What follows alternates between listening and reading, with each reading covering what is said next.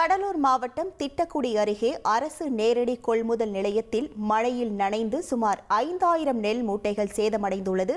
இது தொடர்பான முழு விவரங்களோடு இணைகிறார் நமது செய்தியாளர் அருள். வணக்கம் அருள். தற்போது இது தொடர்பாக விவசாயிகள் என்ன கோரிக்கை முன்வைத்திருக்கிறார்கள்? முழு விவரங்கள். வணக்கம். கடலூர் மாவட்டம் பெண்ணாடம் அடுத்துள்ள தொலார் கிராமத்தில் நெல் கொள்முதல் நிலையம் செயல்பட்டு வருகிறது. இந்த நெல் கொள்முதல் நிலையத்தில் தொலார் குடிக்காடு, எறையூர், செங்கமேடு, புத்தேரி ஆகிய பகுதிகளில் விவசாயிகள் தங்கள் விளைநிலங்களில் பயிர் செய்துள்ள நெல்மணிகளை தொலார் அரசு நேரடி கொள்முதல் நிலையத்தில் விற்பனைக்காக கொண்டு வந்து ஒரு வார காலத்திற்கு மேலாக வைத்திருந்த நிலையில் நேற்று இரவு பெய்த கனமழையால் 5000 நெல் மூட்டைகள் மழை நீரில் நனைந்து சேதம். காலை வந்த விவசாயிகள் தங்கள் நனைந்த நெல் மூட்டைகளை காய வைப்பதற்காக மேலான பகுதிக்கு மாற்றிக் கொண்டுள்ளனர். மேலும் தேங்கி நிற்கும் மழை நீரை அப்புறப்படுத்தி வருகின்றனர். நனைந்த நெல் மூட்டைகளை காய வைப்பதற்கு குறைந்தது ஒரு வார காலத்திற்கு மேலாக ஆகும் என வேதவன் கூறுகின்றனர்.